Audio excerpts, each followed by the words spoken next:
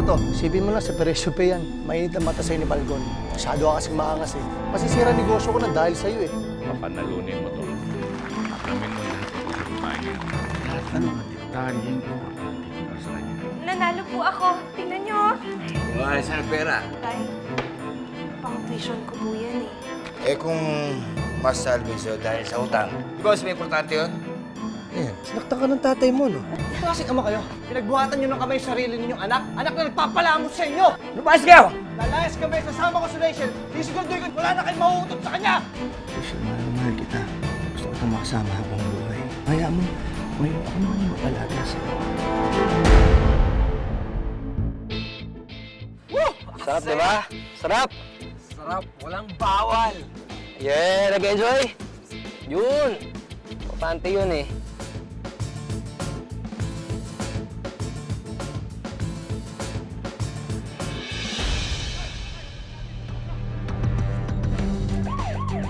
Oh! Sino yun? Ang gagawin ko? Takas ko ba? Buka sa Raulo! Tabi mo!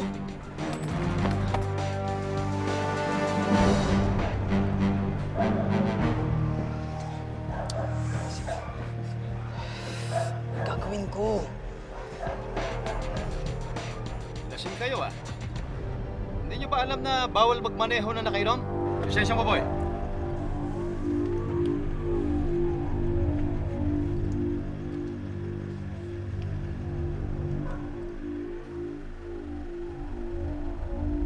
Sir Cuatlo, ikaw ba yan?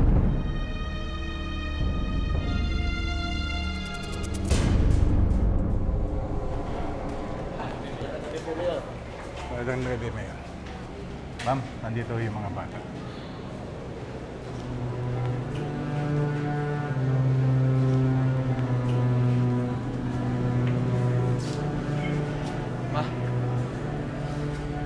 Ano ang ginagawa niyo rito? Hindi ba dapat ako nagtatanong sa'yo niyan?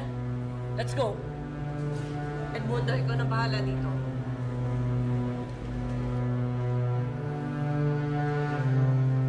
Bakit nyo dinala dito yung mga bata? Pasensya ka na, Mayor. Wala akong alam sa nangyari. Nagulat na lang ako at nandito yung dalawa. Ayoko na mauulit yan, ha? Yes, Mayor. What the hell were you thinking at tinakasan mo yung bodyguard mo, ha? Gusto ko lang po ng normal na buhay. Normal? Gusto mo ng normal na buhay? Samantalang ang dami dyan na gusto mo magpakamatay, matikman lang ang klase ng buhay mo? Maswerte ka at isa kang Guatlo. Anak ng isang pinagpipitagang mayor ng San Felipe. Gusto ko lang naman ho maging masaya eh. Masaya! Kung hindi ka naging Guatlo, malamang bubulok ka ngayon sa kulungan. Simula sa araw na ito, ha, hindi ka na maaaring lumabas ng bahay. Hihigpitan nila ang pagbantay sa'yo. You are grounded! Now get inside the car! Ikaw, umuwi ka na rin!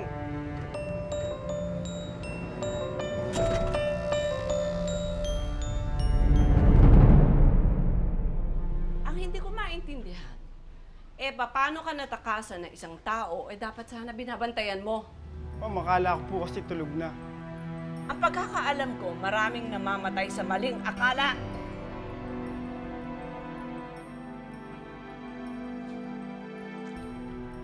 Ma'am, pasensya na po. Pasensya talaga dahil maikli ang pasensya ko. Hindi na po maulit, ma'am. At talagang hindi na maulit, punyesa ka! Dahil sisiguraduhin ko, mula sa araw na ito, wala kang trabaho makukuha sa bayan na ito! Wani, ikaw nang bahala sa stupidong ito!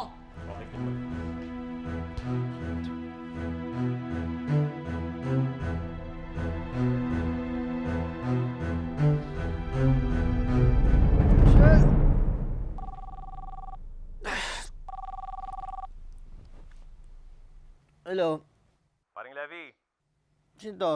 si Bonnie to. Oh, balita. Kailangan mo ba ng trabaho? May racket ako para sa'yo. Ano yan? Bodyguard driver, para sa anak ni Mayor Guatlo. Eh di ba dyan nagtatrabaho yung Falcon? Sa tao na kay Falcon, akong bahala doon. Malakas ako kay ma'am. Sige, sige. Punta ako dyan. O sige, antayin kita dito. Okay. Oh, sino yung kausap mo? Si Bonnie, yung anak ng ninang ko. May bibigay raw ng trabaho sa akin eh. Punta ako muna. Sige, ingat ka. Oh, wala bang pampaswerte dyan?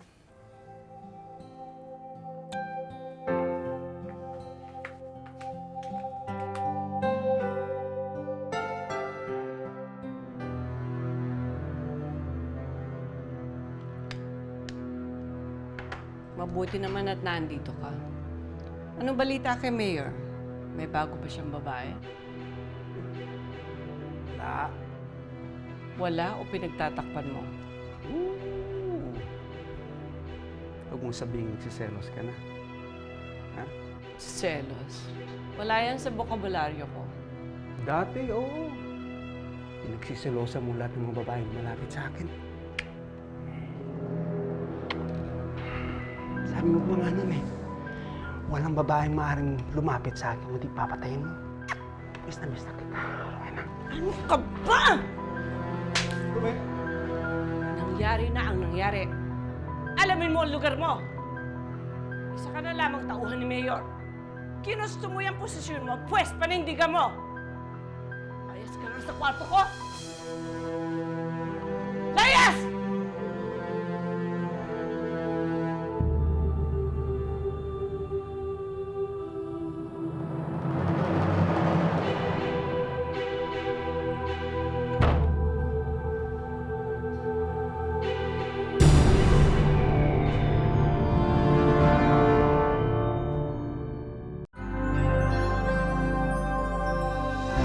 Muy bien, Edmundo. 3 termino bilang mayor, ha? Congratulations! At ngayon sa muling pagkahalal sa iyo, mas nakasisiguro tayo na mas marami tayong proyektong magagawa para sa bayan na ito, sa San Felipe. Hindi ko rin naman mapapagtagumpayan ng lahat ng ito, Papa, kung hindi dahil sa tulong ng pamilya ninyo. Thank you. Alam mo naman, Edmundo, nakapagpatayo na tayo ng mga hotels, resorts, buildings, and condominiums. Pero meron isang bagay na hindi ko pa nakukuha dito sa bayan na ito. Ano pa ang gusto niyo makuha, Papa? Ang pinakamalaking lupain dito sa bayan na ito. Ang Hacienda Guatlo. Absolutely. O bakit, Edmundo? Alangan naman ang kapatid mo lang ang makinabang sa yaman ng iyong mo ng ama mo.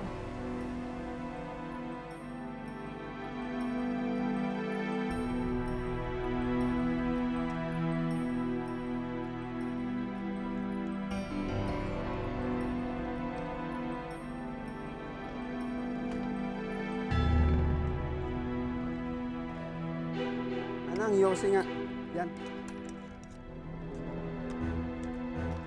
Tol! Teo? Oo.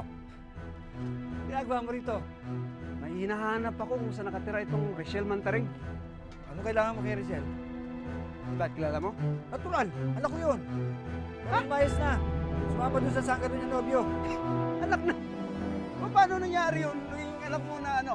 Eh, ba't mo nga hinahanap siya? Hanapin mo yung anak mo. Ha? Humingi ka ng tawad. Lumuhod ka kung kinakailangan. Niwala ka. Oo, ba't mo gagawin yun eh? Walang nga yung batang yun. Ako ba? Dahil siya ang susi sa maganda mong kinabukasan, Mateo. Ano yung sasabihin mo? Malaking perang mawawala sa'yo kapag nawala si Rachel sa puder mo. Kaya kung ako sa'yo, gumawa ka na ng paraan ng maraming soring gagawin mo at gawin mo kaagad. Teka mo po. Ay ate, kumusta ka na? Ako okay naman, wag mo kong alalahanin. Hindi ka na ba talaga uuwi dito? Namimiss na kita eh. Ayaw kong pauwiin ng Kuya Levi mo eh. Kasi sinasaktan daw ko ni tatay.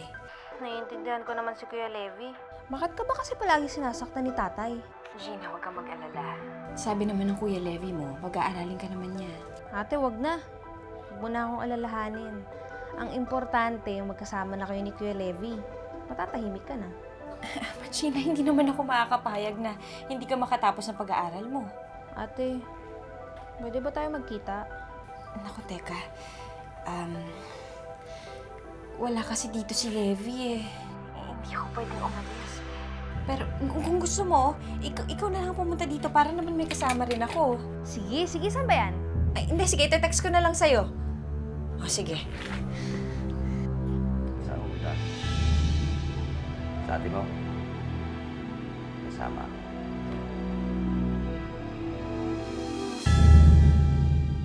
Graft and corruption, murder, rape, land grabbing, tax evasion, illegal arms. Wala yatang isang krimen na hindi ginawa to si Edmundo eh. Matagal na siya sa pwesto, attorney. Maraming sumubok na pabagsakin siya, pero mahigpit ang kapit niya. Dahil maraming taong takot na tumistigo laban sa kanya. May willing na bang tumistigo ngayon? Naayos ko na. Maraming babae ang gusto lumaban para pabagsakin si Edmundo. Magpa-file tayo ng kaso sa ombudsman? Oo. Bibigyan natin ng katarungan ng lahat ng taong nasira ang buhay dahil sa kanya. At higit sa lahat, gagawin ko to para kay Papa.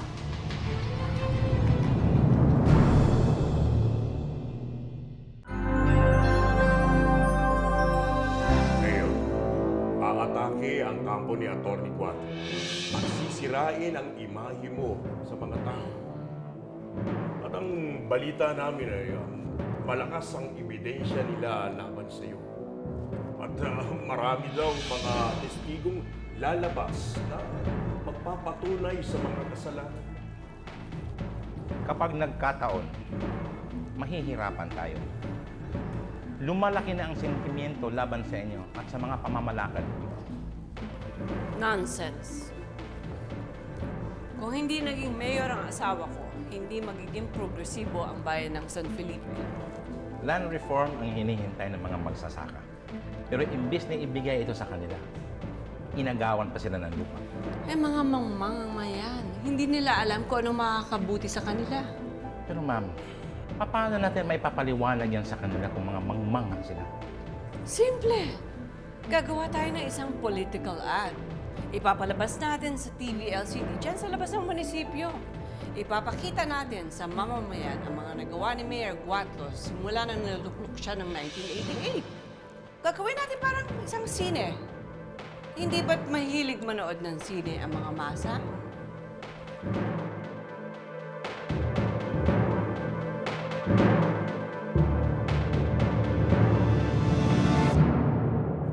Ate? Ay, oh! Gina, nandito ako sa kusina. Naghuhugas ako. Ate? Pasensya ka na ha. Sinama ko kasi si Inay sa si Itay. Ano? Kasi may importante daw. Anak? Anak, Rachel. Gusto ko sana humingi ng tawad sa'yo. Nung umalis ka ng bahay, napagtanto ko na napakalaki na kasalanan na gawa ko sa'yo.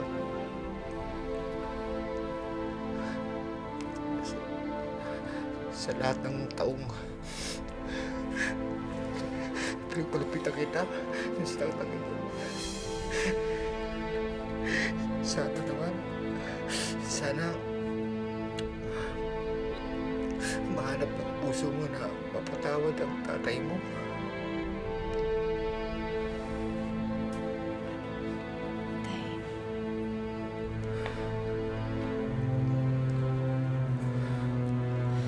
Tagal kong hinintay na marinig to sa inyo.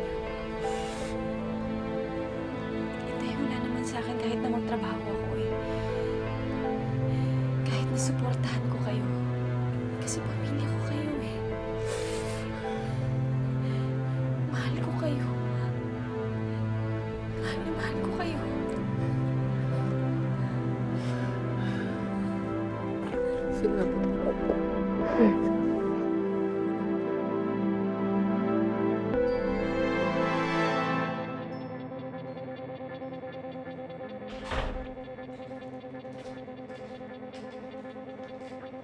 Ano ba naman yan, anak? Napaka-violente naman yung nilalaro mo.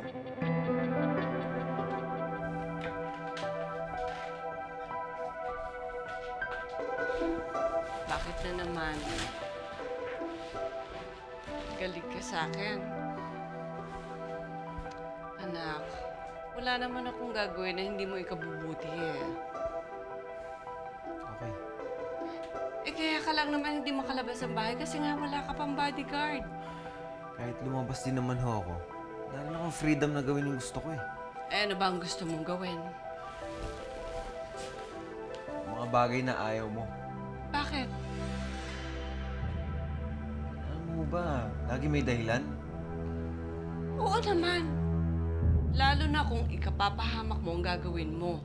Minsan kasi anak, hindi ka nag-iisip. Kailangan ko pa ba ng utak? Ikaw rin naman nag-iisip para sa akin eh.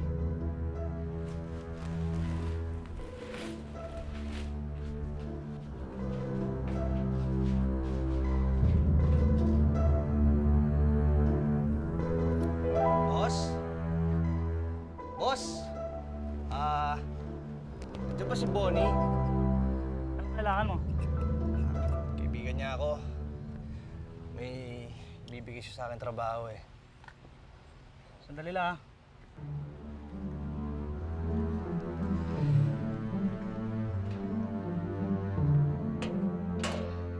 Pare, Ay, kumusta?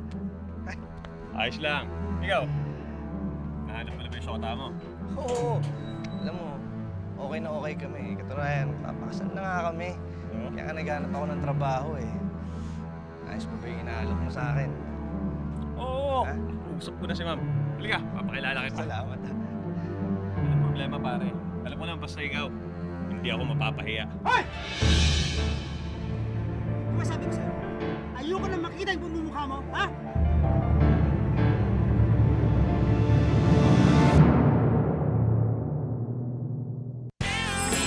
Alin ang pipiliin mo? Gwapong masama ang ugali o pangit na mabuti ang kalooban? Si Ani pa naman yung kagwapuan niyo kung barumbado siya. Eh, ang pag-ibig naman, wala naman talaga yan sa itsura. Nasa kabutihan ng puso yan. Nasa puso talaga ang tunay na hiwaga ng pag-ibig.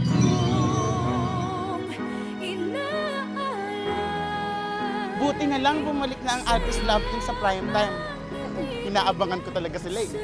Grabe, feeling ko ako yung hinahanap na prinsesa ni Aljur. At siya ang aking the last friend. Ang gwapo ni Papa Almiro. Yay! 2 thumbs up ang lahat para sa The Last Prince! Gabi-gabi sa GMA Telebaban! Alam mo pala, gusto mo kita, ha? Falcon, wag! Neno! Kaibigan ko to! Neno!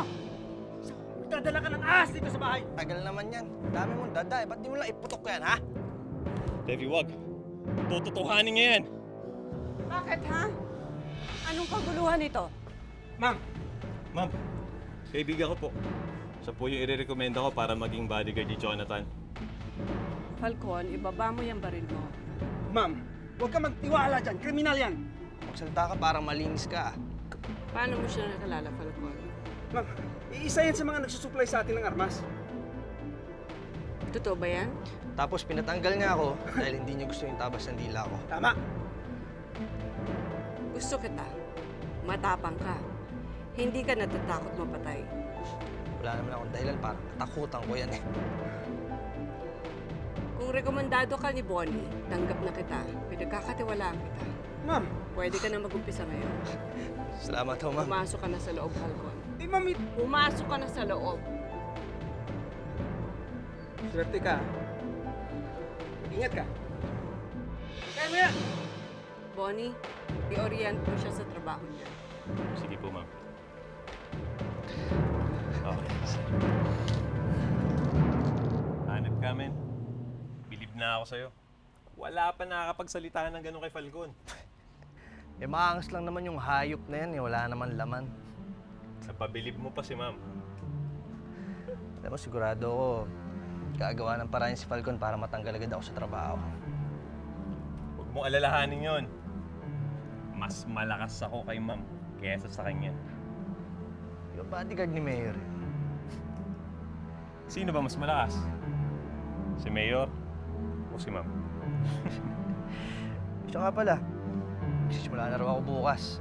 Eh, kailangan ko muna umuwi. Papaalam ako kay Commander. Okay, pare. Kilabot na Levi. Walang takot kay Falcon. pero takot kay Commander. Gago. Sige, una ako. Rachel, dito na ako. Levi? Nandito sila, tatay. Hihingi siya ng tawad. Papakasal na ho kami. Kaya naman balak yung magpakasal? Sa lalong madaling panahon, no? Mamadali ba kayo? Gusto ko sana namin makasal na kagad eh. Pwede sanang humiling. Kahit sana isang buwan na. Para naman makatulong kami sa gastusin niyo sa kasal na mangyayari. Yun na naman ho, kailangan yun eh. Gusto ko, para kay Rachel, kahit pa paano, maganda yung kasal na may bigay namin sa anak namin. Pambawi man lang. Levi, iusap ako. Eto talaga, kasi na naman kayo ng anak ko eh. Baka pwede namang kasama namin siya kahit sandaling panahon na lang. Alam mo, Levi, matagal ko na talagang inasam na magkaayos sila mag-ama. Kaya kahit sandali lang sana eh, maranasan naman namin na maging masaya ang pamilya namin. Kahit sandali lang. Sigurado ka ba?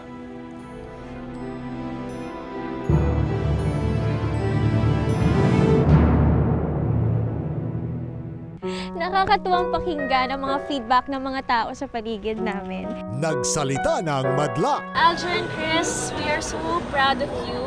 Sabi na nga ba eh, papatok ang love team nyo sa isang telefantasya. Nakakataba po siya ng puso. Nakakawala siya ng pagod. Pasok talaga sa ating panlasa. Patuloy niyo pong suportahan ang pinakaunang pinagbibidahang telefantasya nila Alger at Chris. Grabe, super nakakakilig siya. Patok na patok ang ating mga bida. Promise po, lalo pa naming huhusayan at pagagandahin ang kwento. Wala na pong iwanan.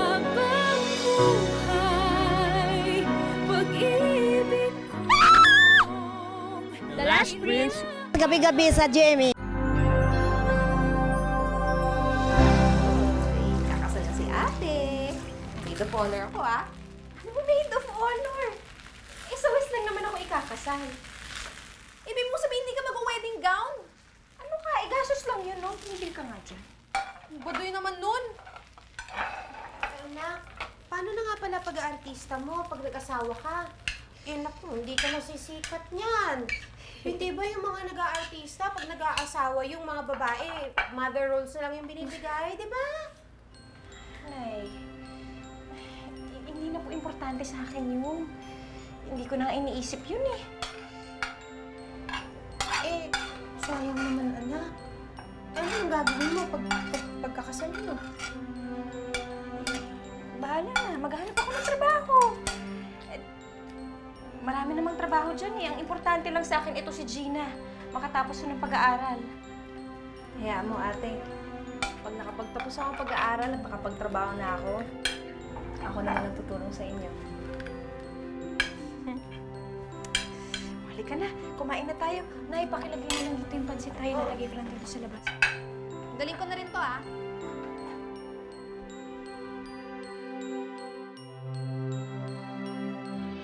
Ano ba, attorney? Kukunin ba kita kung wala akong tiwala sa'yo? Oo naman. Oo. Ikaw na bahala. Hindi mo na ako kailangan dyan. O, sige. Ha? Okay, bye-bye. Mayor. Oh, Falcon. Buka. Salamat. May ipapakiusap sana ako sa inyo, Mayor eh. Ano yun? Tungkol doon sa kinuhang bodyguard para kay Jonathan. Skumpyado ako doon eh. Bakit naman? Mukhang hindi mapagkakatiwalaan yon. Sino ba kumuha doon? Si Ma'am Rowena po. Sa palagay mo ba kaya kong pakialaman yung desisyon ng asawa ko? Kailan pa nangyari yun? Pero, Mayor... Ay, naku, Falcon. Huwag mo na ipilit.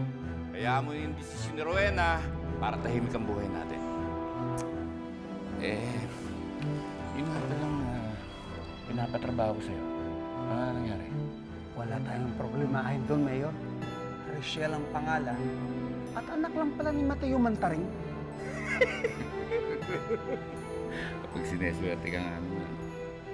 wala talaga tayong magiging kahirap-hirap doon sa babaeng yun. Anak pala ni Mateo. Wala talaga, Mayor.